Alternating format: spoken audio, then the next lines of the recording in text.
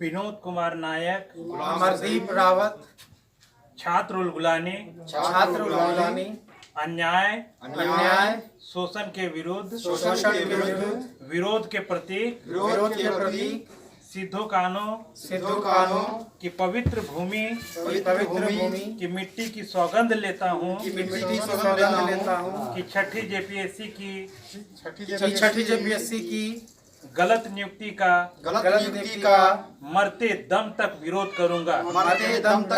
करूंगा और इस गलत नियुक्ति को रद्द कराने में अगर मेरी जान भी चली जाए तो मैं पीछे नहीं हटूंगा। साथ ही एक ऐसी नियुक्ति प्रक्रिया स्थापित कराने की कोशिश करूंगा जो भ्रष्टाचार मुक्त हो,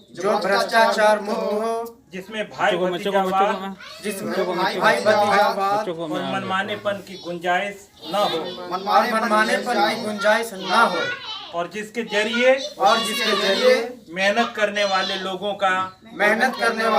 का चयन सुनिश्चित किया जा सके। जय उलगुलान, जय झारखंड, जय भारत।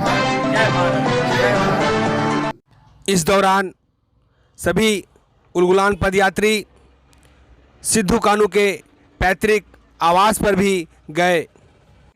जो हम लोग का जो अधिकार है उनसे वंचित किया जा रहा है, उसी के पद यात्रा के रूप से आप लोग भगवान धरती आबा बिरसा मुंडा के जन्मस्थल ओलेहतू से आप लोग पद यात्रा शुरुआत किए थे और सिद्धो कानू, चांद भैरव, फूलो झानो की पवन धरते भुगनाडी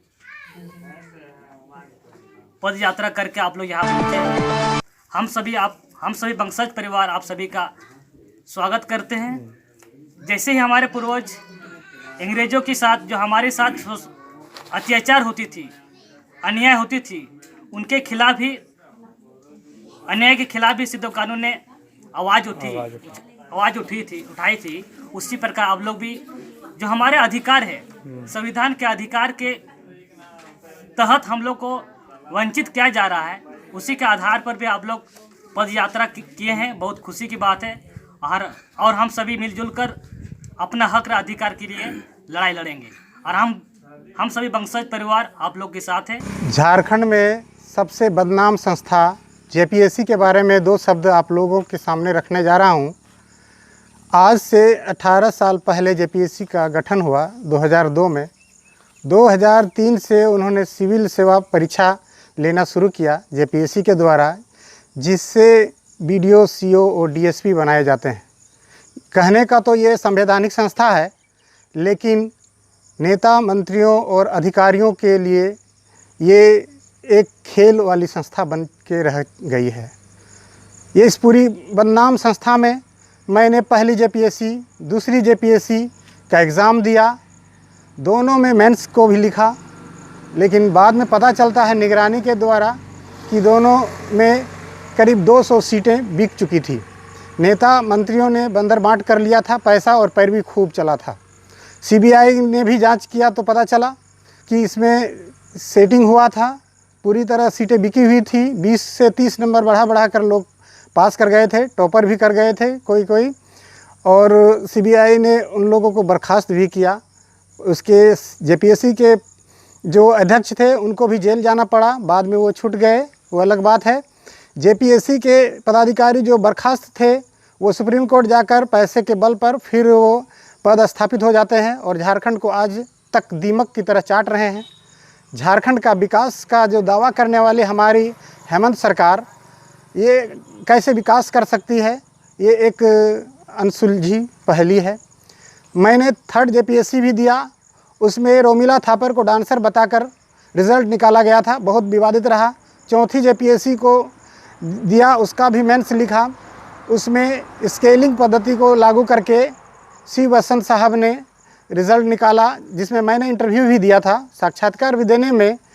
बस उसमें देखने को मिला कि हमसे 50 ऐसे स्टूडेंट हैं, 50-60 स्टूडेंट जो कम अंक लाकर भी पदाधिकारी बन गए।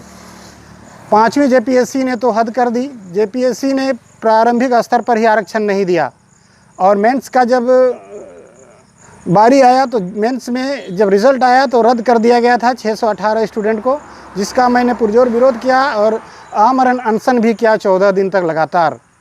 तब प्रतिपक्ष में रहते हुए हेमंत सोरेन जी ने आश्वासन दिया था कि जब मेरी सत्ता आएगी तो इसको रद्द करेंगे। इसका हिस्ट्री ज्योग्राफी हमें पता है। वही कहानी 6ठी जेपीएससी में भी दोहराया गया। आरक्षण पीटी में नहीं दिया गया। मात्र 103 नंबर लाकर सामान्य वर्ग के अभ्यर्थी जो दिल्ली में पटना में थे सब पास कर गए और यहाँ के मूलवासी ST SC OBC 160 नंबर लाकर भी वो फेल कर गए। बहुत दुर्भाग्य की स्थिति है झारखंड में। यहाँ के स्थिति को देखकर मैं त्रस्त हूँ, परेशान हूँ और तमाम झारखंड के 70,000 स्टूडेंट जो है परेशान है। आंदोलन पे आंदोलन हो रहा है, गोलीकांड भी हुआ। लेकिन ये तानाशाही सरकार, जो पिछली सरकार, उन्होंने रिज़ल्ट को दोबारा फिर निकाला, फिर तिबारा निकाला, 34,000 रिज़ल्ट को निकाला गया और जिसको बेमन से आंदोलन करते हुए लड़कों ने, कुछ लोगों ने इसका विरोध भी किया।